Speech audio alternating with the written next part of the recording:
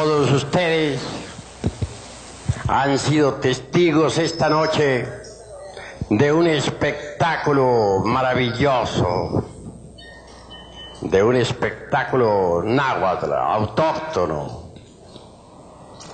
Ciertamente, la sabiduría antigua de Anáhuac es formidable. En este arte de naturaleza realmente objetiva, es claro que el arte se haya asociado a la ciencia y a la religión en su forma más pura. En tiempos de la antigua cultura de mayas, zapotecas, toltecas, etcétera, nunca estuvo el arte divorciado de la religión y de la ciencia y de la filosofía. Por medio del arte se llega directamente a la conciencia. Por medio del arte se instruye al cerebro emocional, y eso es grandioso. En los templos de la antigua Grecia, en el Eleusis, el arte también se hallaba asociado a la religión, a la filosofía y a la ciencia. En la antigua Babilonia, el arte era eminentemente místico, profundamente filosófico y también científico. En los templos de la antigüedad, el arte nunca fue subjetivo. En la Babilonia, en la gran Babilonia que floreció en otras edades, existió el teatro, y entonces se instruía los tres cerebros del ser humano: el intelectual, el emocional y el motor. Bien sabemos nosotros que la ley del eterno Hepta Paraparchinoc, es decir, la ley del 7, gobierna todo lo creado. Así que nunca faltaba en las esculturas de la antigua Babilonia, ni en los monolitos y esculturas de este México milenario, la sabiduría artística basada en el número 7. Si alguna vez alguna pieza artística, por incongruencia, resulta con algo diferente, que fácilmente puede ser confundida con algún deterioro ocasionado por el tiempo, se debe ello precisamente al hecho de querer llamar la atención sobre la ley sagrada Hepta Paraparchinoc.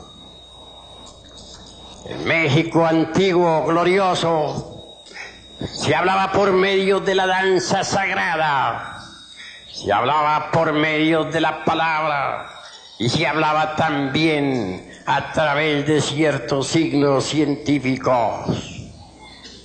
En la Babilonia, la música, la danza, la filosofía, la ciencia se expresaban vivamente en el teatro. A través del centro motor, por medio de la danza, se instruía a este cerebro.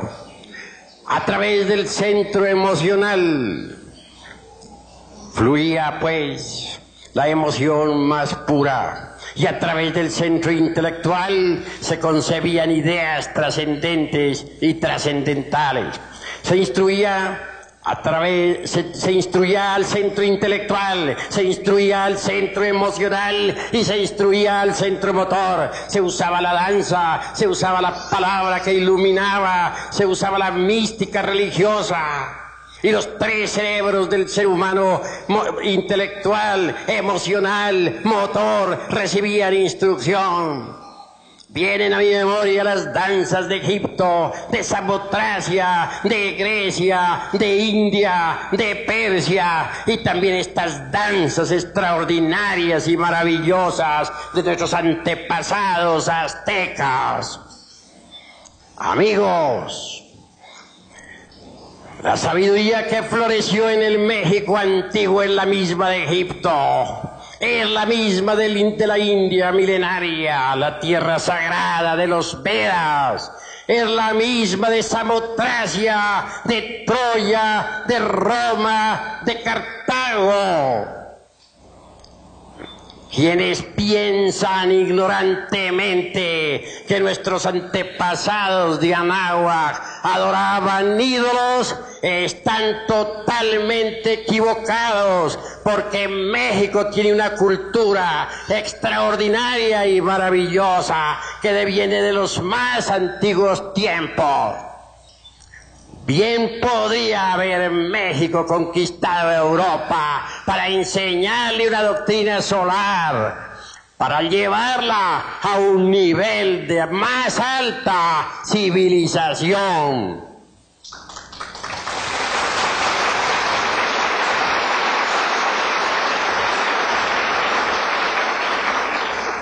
Amigos, si en la vieja Europa se adoró al Cristo, quiero que sepan también que aquí se reverenció al Cristo cósmico, a nuestro Señor Quetzalcóatl. No es pues Quetzalcóatl un ídolo como presumen de ello muchos supercivilizados ignorantes. El drama de nuestro Señor Quetzalcóatl es formidable, extraordinario, maravilloso. Es el mismo drama de Yeshua Ben Pandirá, es decir, el mismo drama de nuestro Señor el Cristo. Bien podemos asegurar y en nombre de la verdad que Quetzalcóatl es el Cristo. Si leemos cuidadosamente los viejos códices, hallaremos riquísima información sobre nuestro Señor Quetzalcóatl. Vivía él, se dice, en una casa espléndida, en una ciudad maravillosa, viva representación divinal del paraíso terrenal. Un día cualquiera, dice la tradición alegórica o simbólica, mandó llamar a su esposa. Ella concurrió al llamado. Se extendió la estera sagrada en el duro piso y cuenta la leyenda de los siglos que se embriagó con vino.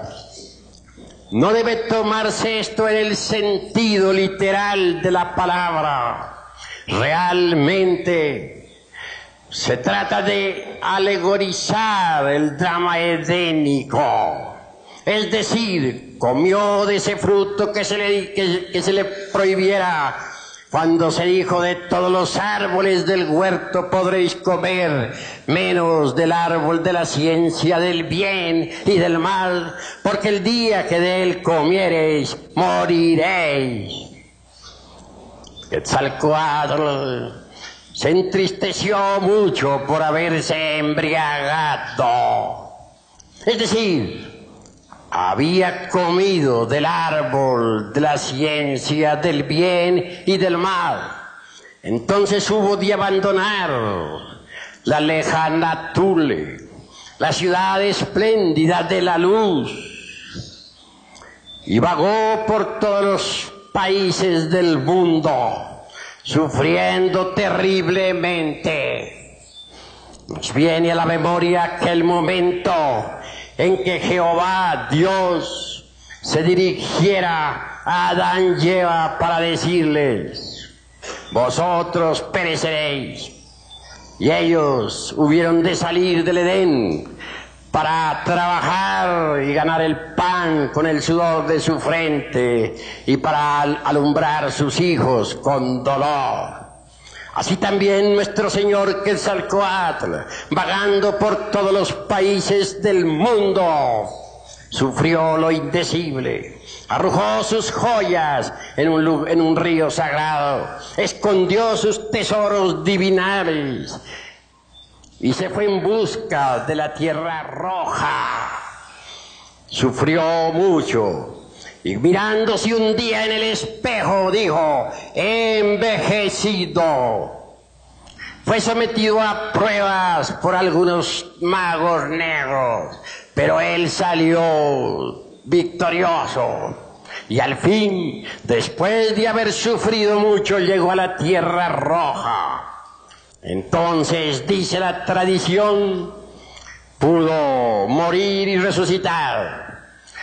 Bajó a la región de los infiernos, al Mixtlán, para recoger los huesos de sus antepasados. Incuestionablemente, antes que subir, es necesario bajar. A toda exaltación le precede siempre una espantosa y terrible humillación. Quetzalcóatl fue humillado antes de ser exaltado. Arrepentido, resolvió incinerarse. Y de entre esas cenizas resucitó para convertirse en el lucero de la mañana. Recordemos nosotros aquella frase del Apocalipsis que dice: al que venciere le daré el lucero de la mañana. Ese lucero de la mañana, esa estrella maravillosa Venus, realmente representa la fuerza extraordinaria del amor. Quetzalcóatl resucitó de entre los muertos, es decir, volvió a cristificarse.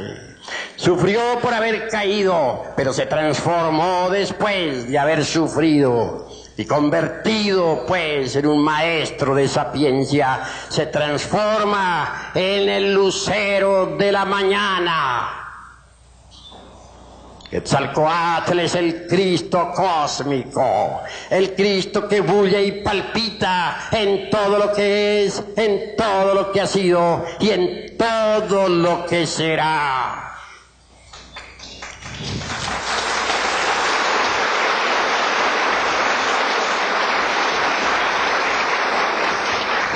En todas las ciudades de los distintos reinos de este antiguo México se rendía culto a nuestro Señor Quetzalcóatl.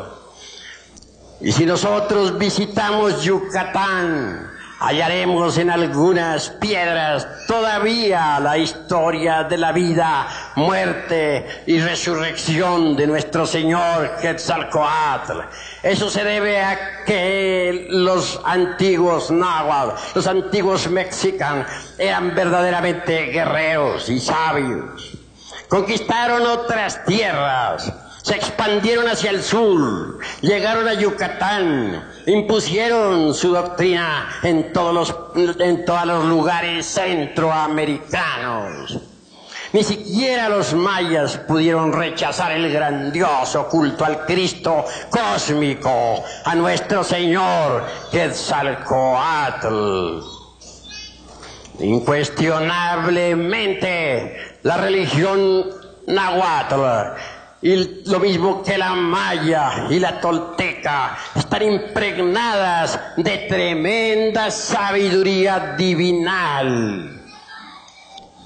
Quienes supongan, por ejemplo, que los dioses de Anáhuac o los dioses toltecas o zapotecas eran meramente ídolos, se hallan perfectamente equivocados. En nombre de la verdad diremos que los dioses de la antigua Tenochtitlán no fueron jamás ídolos. Los náhuatl no eran tan ignorantes como suponen los extranjeros que vinieron de Europa, como para adorar ídolos. En realidad, de verdad, que en la gran Tenochtitlán y pueblos adyacentes se rindió siempre culto a los ángeles, a los Elohim, a los Prajapatis. Quienes piensen que los dioses de Anáhuac eran simplemente ídolos están totalmente equivocados. Los dioses de Anáhuac son los mismos ángeles del cristianismo, los mismos Elohim de los hebreos, los mismos Prajapatis del Indostán. Por ejemplo, el Señor del Viento, aquel Dios maravilloso que tanto fue adorado en los pueblos antiguos, no era simplemente un ídolo. Hecatl es el Señor del movimiento cósmico y tiene una escuela. Todavía hace poco tiempo que se realizó en el Yucatán un gran congreso de mayas. Se realizó en un pueblo que ahora no menciono. El dirigente de aquel congreso fue un maya. Sin embargo, fungía ante el pueblo como simple sacerdote católico. Y se realizó el congreso del Mayab en pleno atrio de la iglesia. Y fue precisamente allí donde un discípulo de la escuela del gran Hecatl manifestó al alto sacerdote y a todos los grandes iniciados mayas que él quería el gran salto, que su ciencia magnífica relacionada con el movimiento cósmico en modo alguno podría ser entendida por esta humanidad caduca y decadente del siglo XX. Pedía permiso para dar el gran salto, es decir, para meter el cuerpo físico dentro de la cuarta vertical definitivamente y marcharse a otro planeta. Suplicó, se postró en tierra ante todos, lloró. Y la congregación le confirió el permiso. En presencia de todos, metió el cuerpo dentro de la cuarta vertical con procedimientos esotéricos y científicos que la gente está supercivilizada, ignora totalmente. Ahora ese gran maestro vive en otro planeta. Lo que estamos diciendo aquí, estoy seguro que en modo alguno podría ser entendido por aquellos que están embotellados dentro de los dogmas científicos y dentro de aquella geometría tridimensional de Euclides. Pero los mayas nada tienen que ver con toda nuestra jerga cientifista. Ellos conservan viejas tradiciones milenarias, viven en ellas y nadie podría hacerles cambiar de ideas. Y aunque parezca increíble lo que voy a manifestar aquí ante este honorable auditorio que me escucha, todavía en el Yucatán existe una ciudad Ginas. En ella moran gentes del antiguo Mayab. En ella viven conservando aún su ciencia, estudiando sus tablillas siderales, haciendo sus cálculos de tipo matemático. Estamos plenamente seguros de que los famosos supercivilizados de esta época jamás darán con esa gran ciudad del Mayab. El México antiguo tuvo una cultura que ni remotamente sospechan las gentes de esta época. Me viene a la memoria el caso aquel tan extraordinario de los 60 ancianos, queriendo el poderoso emperador Moctezuma saber algo sobre nuestros antepasados. Llamó a su primer ministro diciéndole: quiero saber dónde viven los antepasados del antiguo pueblo de Anáhuac. ¿Dónde está Quetzalcóatl? ¿Dónde la madre de Huitzilopochtli? ¿Dónde tantos ilustres varones, fundadores o cofundadores de la gran Tenochtitlán? Señor, dijo el primer ministro, lo que pedís es imposible. ¿Dónde viven estos santos varones y la madre de Huitzilopochtli? Es en la lejana Tule, allá en la ciudad maravillosa. Y nadie, absolutamente nadie, podrá llegar a esa lejana Tule. El camino está cerrado y hay por doquiera bestias espantosas, océanos sin fondo y terribles peligros. Solo por medio de encantos extraordinarios podríamos saber algo sobre nuestros antepasados.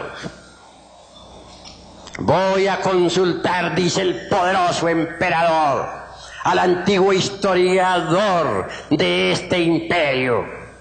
Y cuentan las tradiciones que se fue entonces a la montaña y encontrándose cara a cara con un viejo eternal milenario, le interrogó: decidme, buen anciano, ¿dónde moran actualmente Quetzalcóatl, la madre de Huitzilopochtli y todos esos santos varones de los antiguos tiempos? Cuenta la leyenda de los siglos que el anciano respondió: poderoso emperador, ellos viven en la lejana Tule. Quisiera llegar allá, dice el gran emperador. Imposible, el camino está cerrado, no es posible. Solo metiendo el cuerpo por medio de encantos extraordinarios dentro de la cuarta vertical podríais llegar a ese lugar. Lo que me ha dicho el primer ministro, responde el poderoso emperador Moctezuma, es verdad, porque el anciano historiador de este gran imperio me lo ha comprobado. Y marchándose, llegó a su palacio. Días después los heraldos convocaban al pueblo. Y convocaban también en forma específica definida a los 60 ancianos. Estos vinieron. El emperador, dirigiéndose a ellos, les dijo: quiero saber dónde viven los dioses de Anáhuac. Quiero saber algo sobre Quetzalcóatl y sobre la madre de Huitzilopochtli y sobre todos esos santos y heroicos varones fundadores de la gran Tenochtitlán.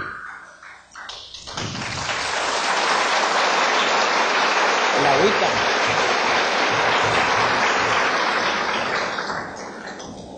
Vosotros, ancianos, tenéis la sapienza que se necesita. A vosotros os encomiendo inmediatamente esa labor. Deberéis llevar presentes para la tierra sagrada de la lejana Tule. Y entregándoles esos presentes les dijo: marchaos. Dice la leyenda de los siglos que los 60 se prepararon con muchos ayunos y abstinencias. Untaron sus cuerpos con ciertas hierbas. Y luego, haciendo sus mágicos círculos y sus encantos. Así cuenta el padre Durán en una de sus obras, eminente sacerdote. Metieron el cuerpo físico dentro de la cuarta vertical. Es tan real esto que ni siquiera el padre Durán se atreve a negarlo. Y viajaron, dícese, por la dimensión desconocida hasta la lejana Thule. Al llegar allí, dice la historia que entonces se pusieron en contacto con un buen anciano. Preguntaron ellos por estos heroicos fundadores, discípulos de los dioses santos. Y se les dijo que ellos vivían allí.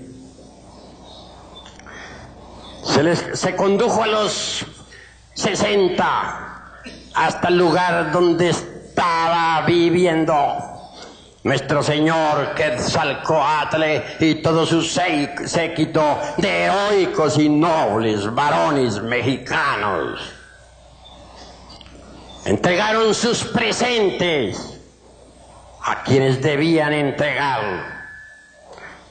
Pues no se deja de mencionar el caso de que cuando marchaban hacia las casas de tan legendarios señores, los pies se hundían en la arena y hasta se les dificultaba a estos 60 caminar.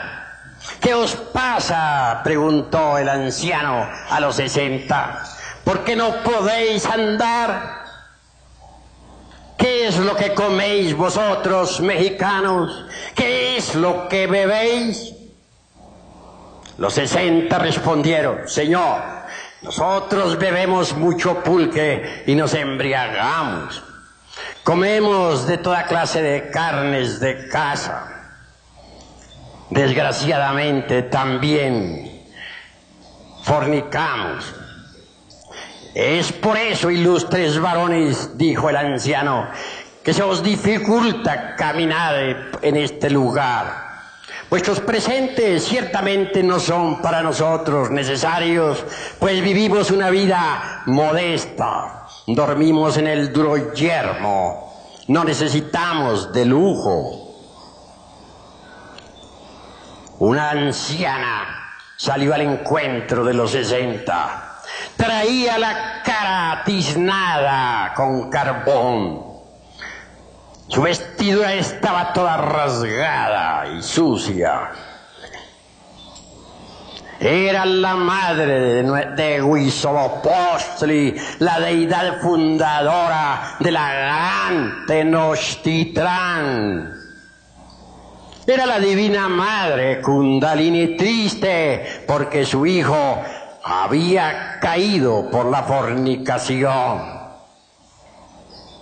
Estoy triste, dijo ella, hasta que mi hijo regrese. Es decir, hasta que el Bodhisattva, hablando en lenguaje sánscrito, se eleve, se regenere, suba otra vez del lodo de la tierra.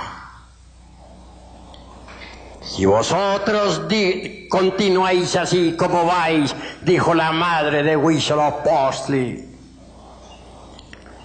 pronto vendrán del otro lado del mar hombres blancos y barbudos que os conquistarán y os destruirán. Se refería claramente ella a los conquistadores de España. Platicaron los 60 con Quetzalcóatl, recibieron distintas enseñanzas. Después de todo, la madre de Huitzilopochtli entregó un braguero, se dice, a los 60, para que ellos a su vez se lo entregaran al poderoso Moctezuma. Ciertamente este no es más que un símbolo de castidad. Y despidió la madre de Huitzilopochtli a los 60, llevando tan duro mensaje al poderoso emperador Moctezuma, poderoso señor de la gran Tenochtitlán.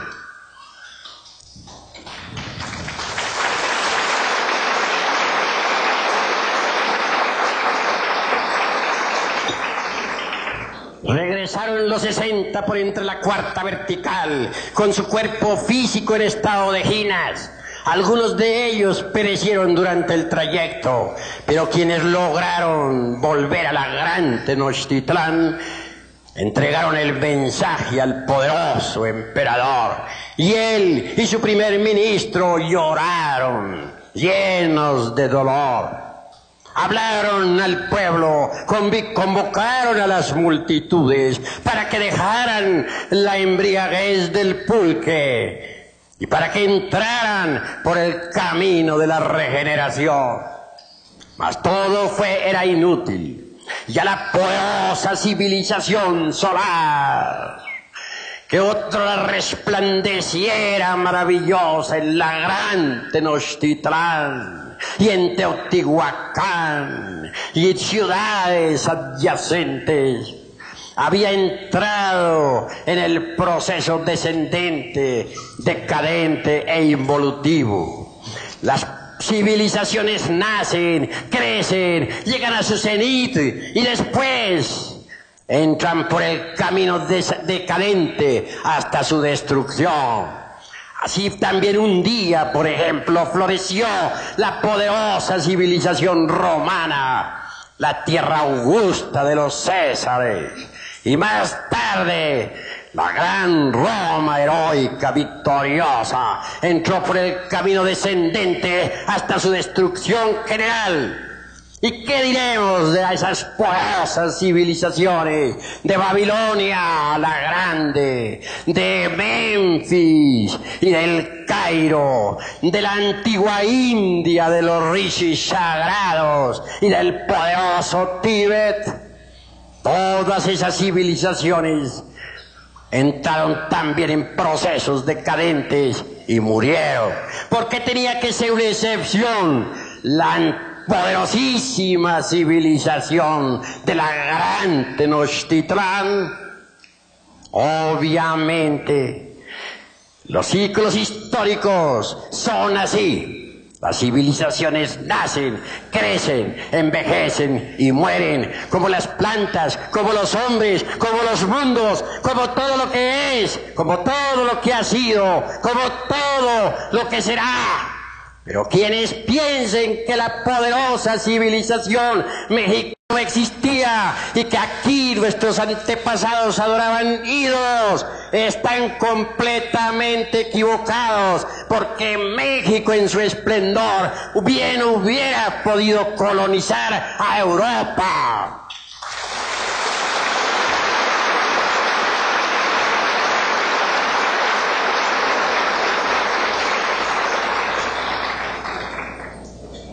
Nuestra Asociación Gnóstica de Estudios Antropológicos y Culturales posee tesoros preciosos. Entre ellos tenemos realmente los tesoros del antiguo México. Quiero referirme a los tesoros esotéricos y endotéricos, a los tesoros trascendentales y trascendentes, a la poderosa cultura mística, religiosa y artística de la antigua náhuatl.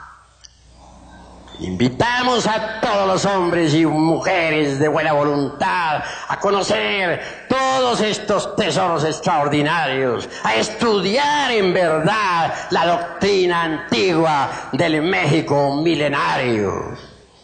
Amigos, es necesario comprender la hora en que nos encontramos. Los hijos del quinto sol, está dicho claramente por los sabios de Anáhuac, perecerán por el fuego y los terremotos. En estos instantes de crisis mundial y de bancarrota de todos los principios, la tierra tiembla por todas partes. Ora en Europa dando 7.000 muertos, ora en el Perú dando 50.000, ora en la tierra de Managua, acabando con la capital de ese país. Ora en Venezuela, o en Colombia, o en la China, Y nadie conoce realmente la raíz de todos esos terremotos. Y es que ahora comienza a cumplirse todo lo que dijeron los sabios que cincelaron la piedra del sol, el calendario azteca, los hijos del quinto sol. Es decir, nosotros pereceremos dentro de muy poco tiempo por el fuego y por los terremotos. Paz, inverencia.